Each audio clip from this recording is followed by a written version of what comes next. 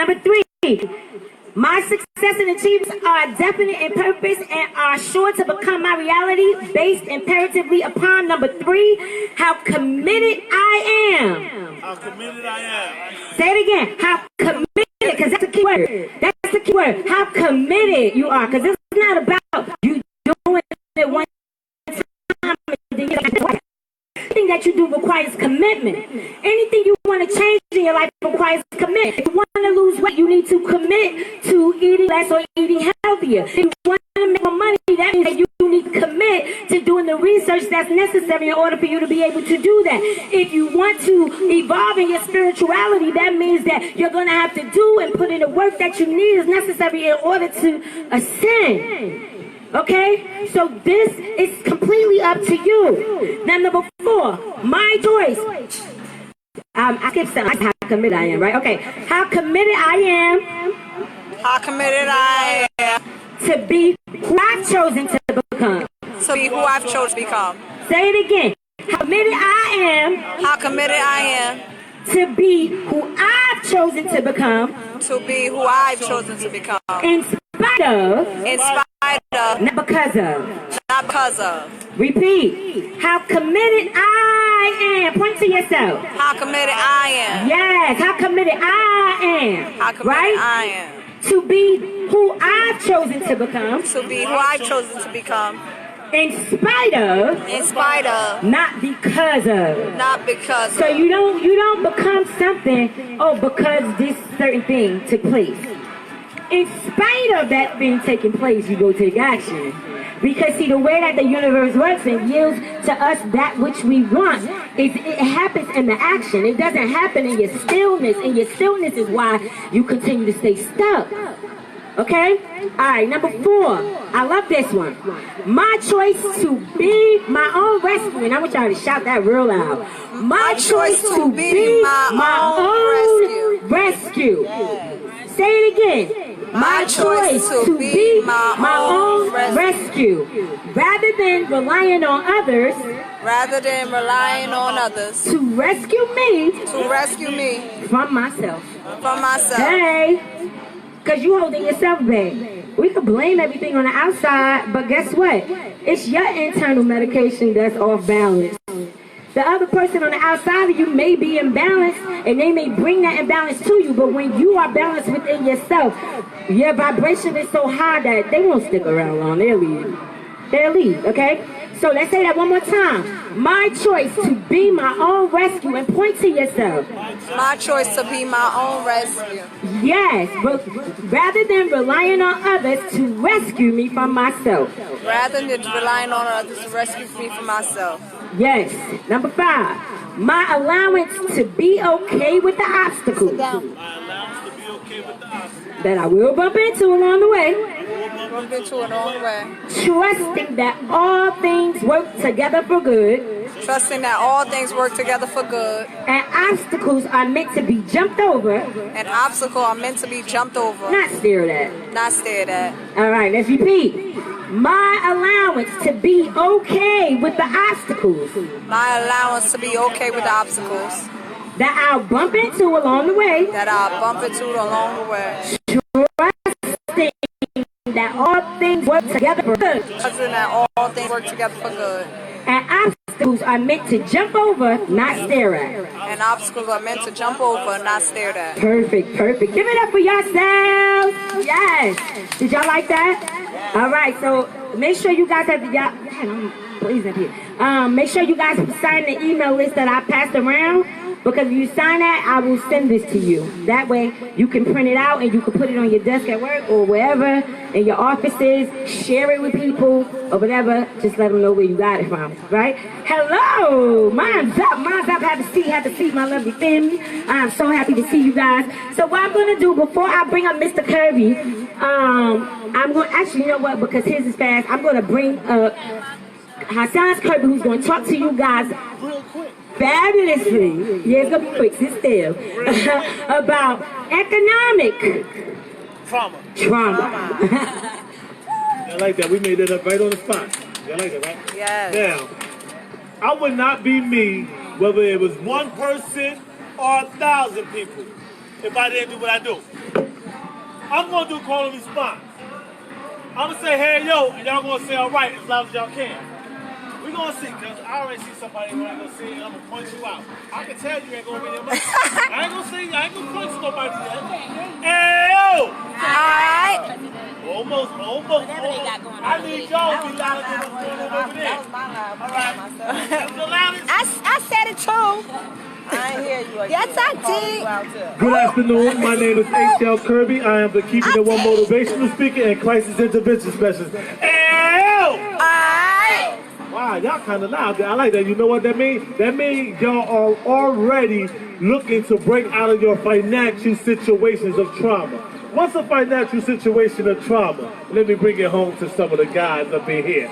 When you get the shoebox in your closet, right? And you drop all the money in your shoebox instead of taking it to the bank.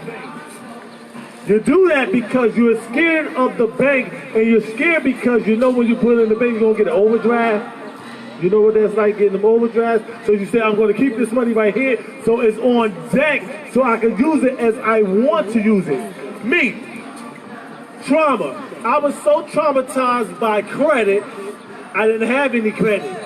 And I thought that having no credit was better than having good credit. However, they're both bad. Having bad credit is bad, and having no credit is even worse. So, I started off like you said. I got a $300 credit card. Didn't pay it off. They start calling me in the morning like, you need to pay this credit card, you need to pay this credit card. They call you at all times a day. Yeah, and then once you pay it off, you feel better because now you know that you paid that off and now your limit can increase.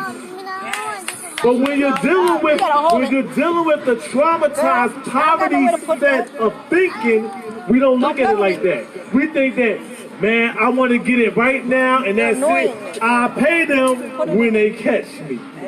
That's a trauma because it's stressful, it's depressive, and it can make you go. It can have you going to drink. You ain't never drank before. Now you're drinking because you're in debt, you're stressed out. You don't know how to deal with it. So what I come to show you is that the easiest thing you can do is live within your means. It's that simple. We don't want to live in our means because I'm gonna tell you how stupid I am with money. Look at this. Before I got this 7, I had a regular LG phone. Everybody used to ask me, yo, Mr. Kirby, when you gonna get your iPhone? So I got pressured. Yes. I got pressured to get an iPhone because even my niece and nephews don't work a job at all, and they got iPhones. Yeah.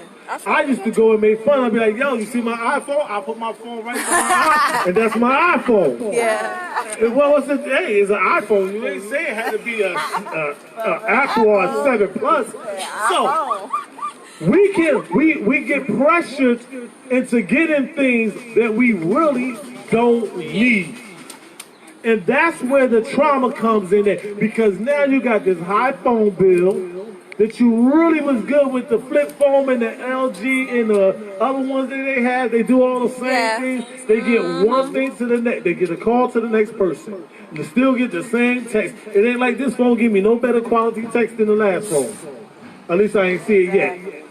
So, when we're talking about financial literacy and financial traumas, we have to understand inner. I didn't say under.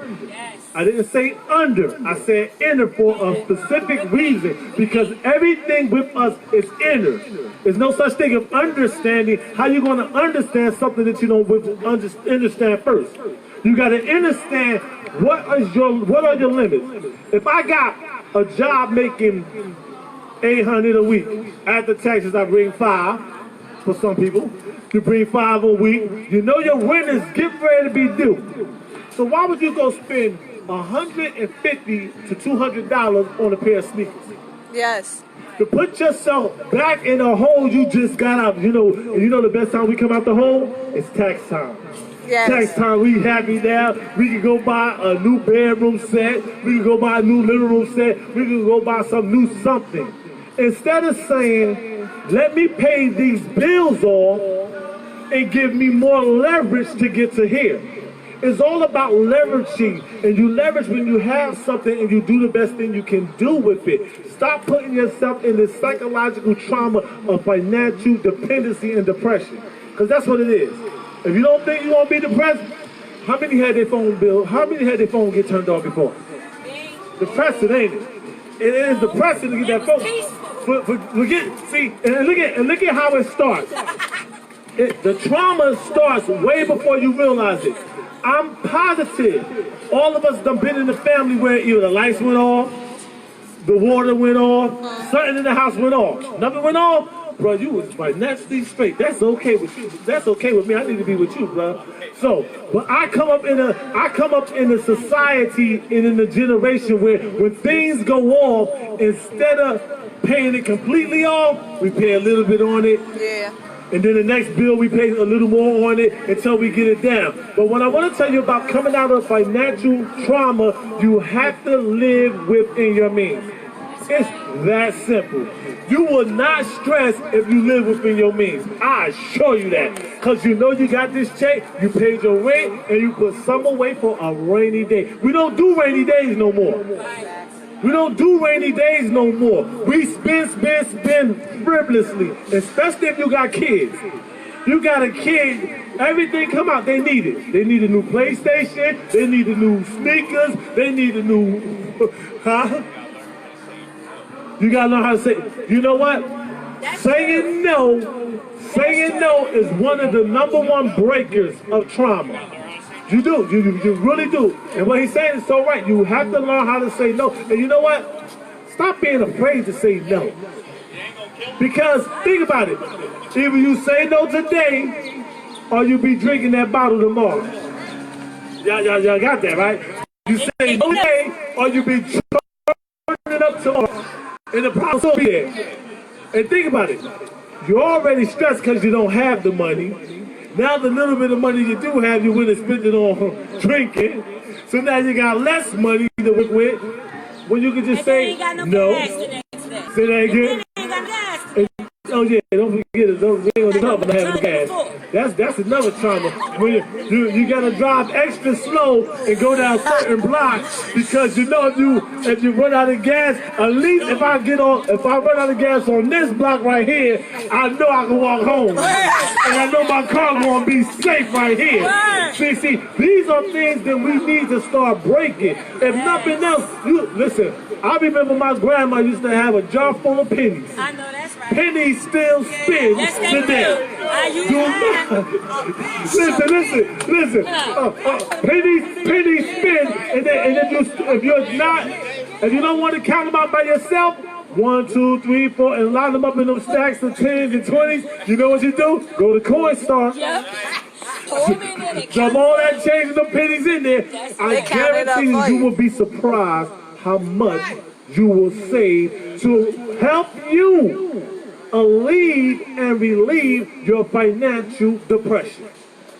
It's that simple. So, I think this is the trauma that we face every day in our community because usually everything that bothers us in our home and in our lives is tied to finances. I ask people when I go speak, I say, what's the happiest moment in your life? You know what everybody always say? I'm going to show you. Watch this. What's the happiest moment in your life? Come on. What's the happiest moment in your life? Come on. What's the happiest moment in your life? Oh, listen. Did y'all hear that? She said when she got married, what's the happiest moment in your life? Yes.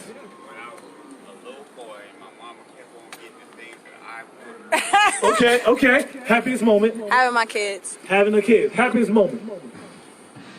Starting my business. Starting her business. Let me tell you why. Leaving my job. Leaving her job. Let me tell you why it is very important to understand why you must set yourself free of financial depression.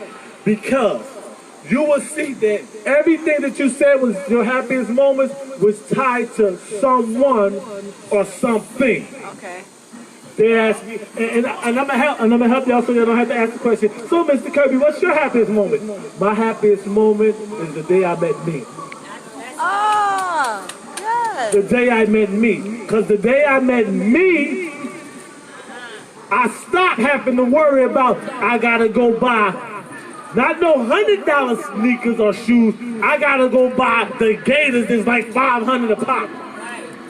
I gotta buy this suit cost $200-300, these belts, these this, so I can look good on the outside to impress someone. It all ties together with breaking out of the trauma of being financially illiterate, because when you have money, you do what they call, how the Jews do it? How the Jews do, they save. A penny saved today will save you more than 100 spent tomorrow. That's it. So, I'm not going to tell y'all any longer. I just hope that it was something that I shared in this couple of minutes that will encourage you to start saying no and start saving for a rainy day, because it does still rain in America. Believe that. Thank you. All right. Yeah. Yes, y'all give it up for this Curry.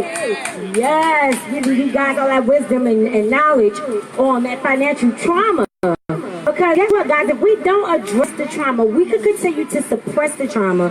But until you address the trauma, it will continue to show up in your life in so many different ways. I'm talking about where you done paid everything off, you thought everything was fine, all of a sudden now the car breaks down. And now you like, how am I going to get to work? How am I going to go? Who am I going to call? All of that starts going crazy, right? Our monkey mind decides to jump, then jump, then jump. That's why they call it a monkey mind. Because the monkey mind jumps from thought to thought to thought to thought to thought. And it either brings us in an up spiral or spirals us down. Okay? And so that's why it's imperative for us to deal with that.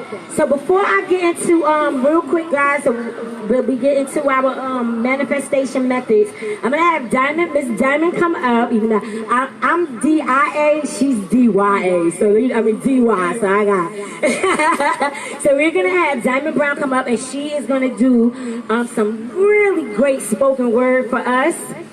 She's supposed to open up for us, but you know she's not close by, so it's okay. So we're gonna give it up for her. Y'all clap it up for Miss Diamond as she comes and give us some spoken words so you could be inspired to go higher. Now let me warn y'all, this woman's poetry is not your average poetry. Like, she gets spiritually deep. So listen, you know, and even in talking about relationships, she's gonna take you a little deeper. So listen, okay? All right, so y'all give it up for Diamond Brown. Yay! Yay! Hi.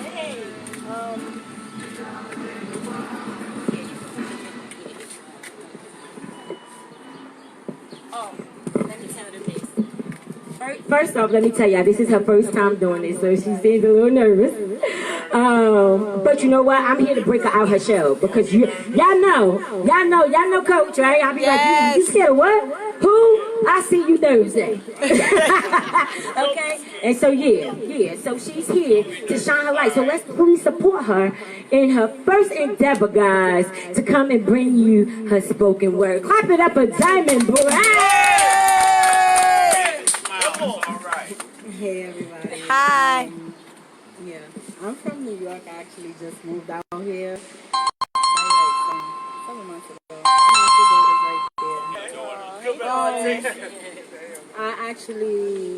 I'm from New York. I actually used to do spoken word inside the New Rican Cafe, but this is, you know, on the spot, the first. In the cafe, you have a drink, you know.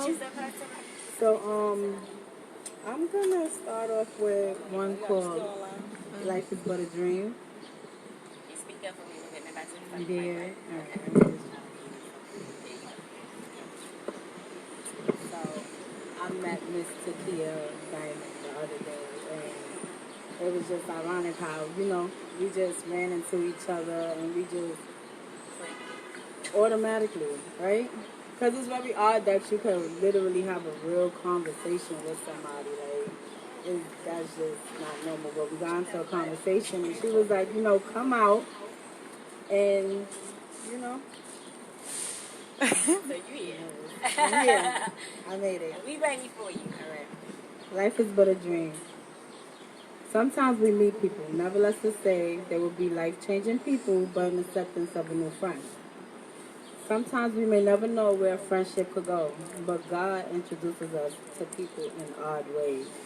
Who are we to question Him? Who are we to regret?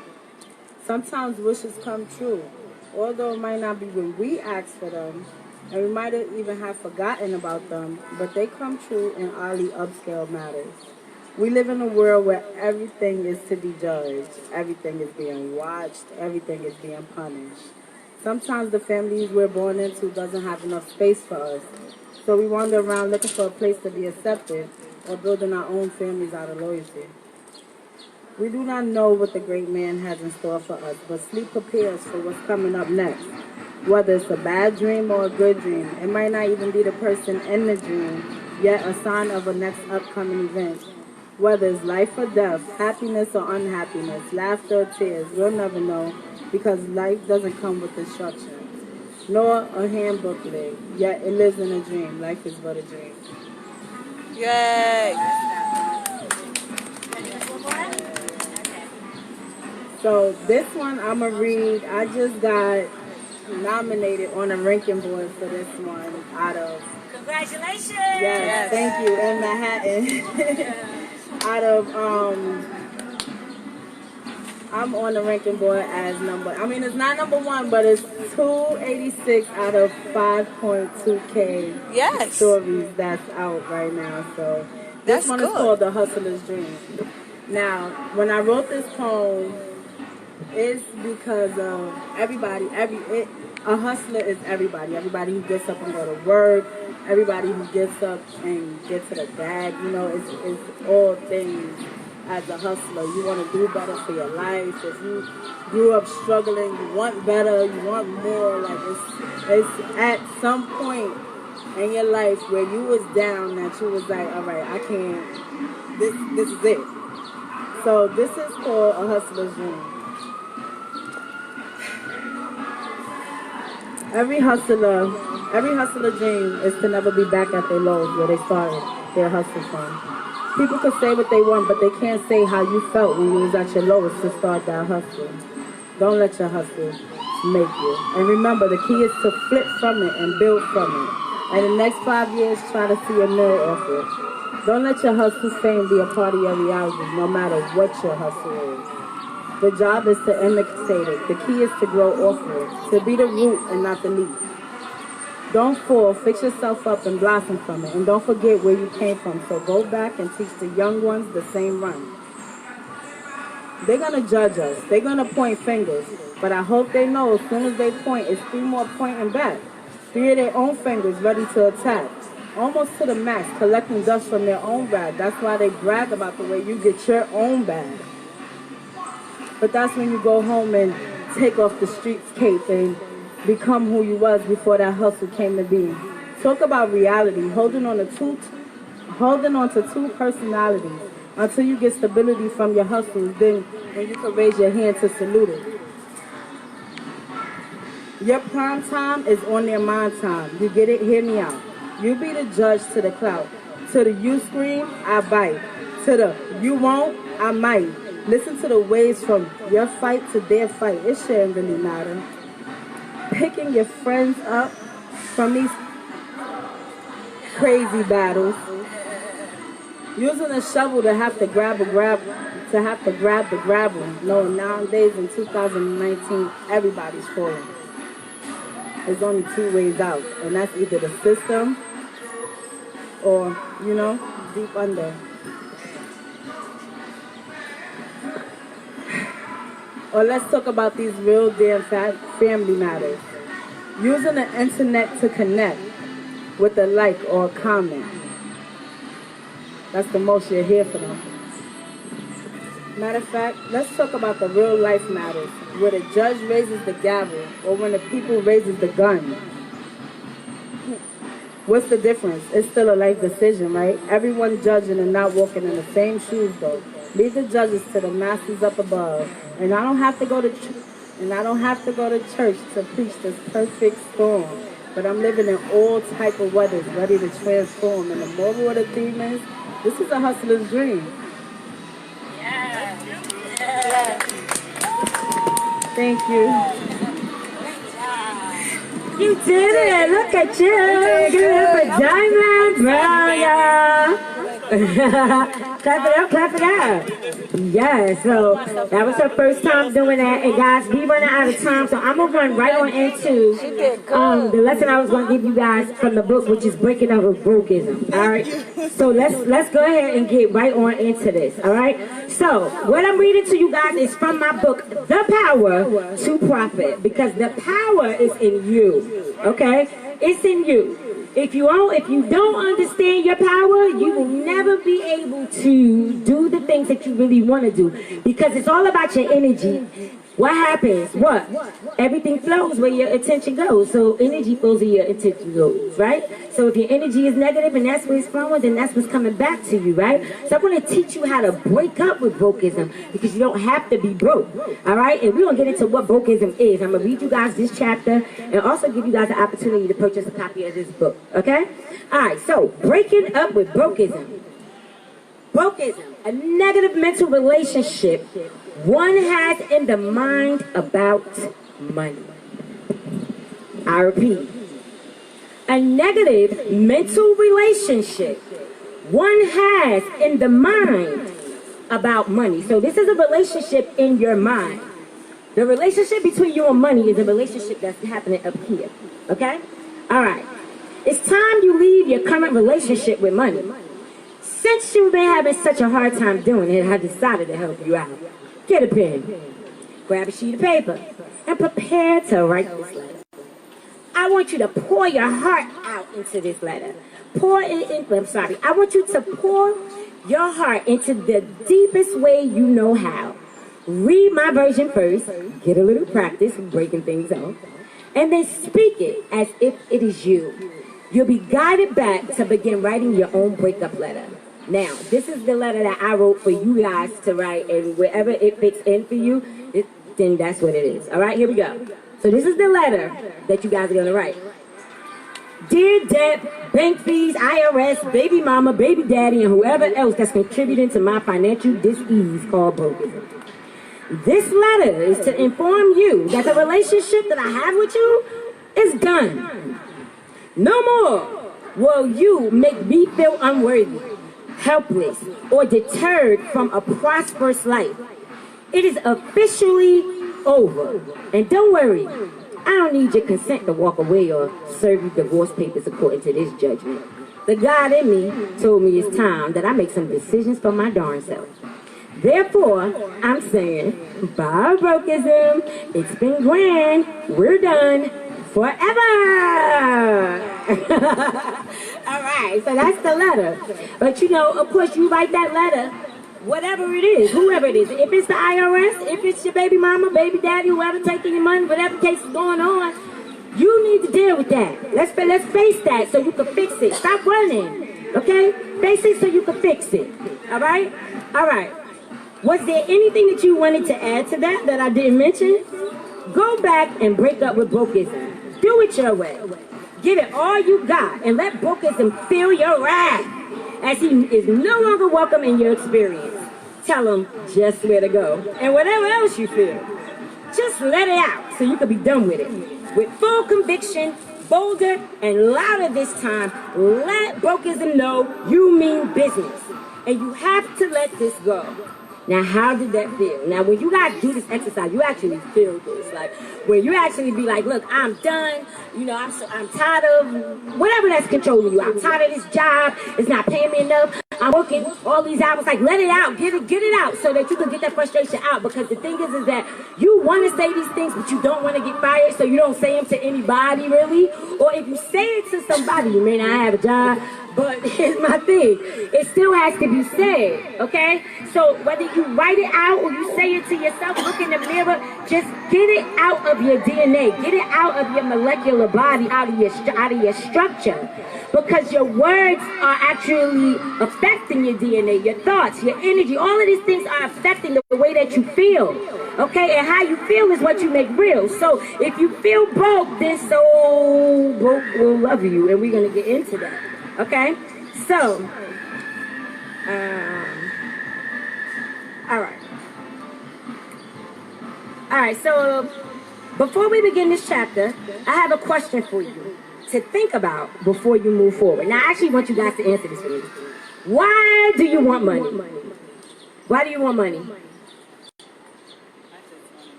You want to be able to take care of yourself. Survive. Okay. She wants to be able to survive. Why do you want money? Me? Yeah. Oh, yeah, to be able to survive and take care of my kids. Okay. Tish, why do you want money? Legacy. Yes, yes. Why do you want money? Huh? Yeah, see? He got it. Okay, and then we're gonna get into that. Why do you want money? Why do you want money, Miss Cheryl?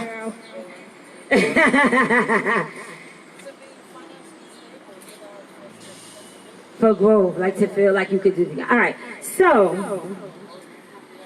why do you think that's the reason that you want money? Do you think that it's gonna make your life easier? Do you think? Yes. Yes, a lot easier, right? Okay, so I'm going to tell you why you guys actually want money. Hello? I want money so I can rock and roll all night and party every day. I know that's right. Okay, so I'm going to tell you why, right? And it's because if you had the money, it would make you feel what? Good. The key is to feel good. So I just helped you understand that it's not really the money that you want.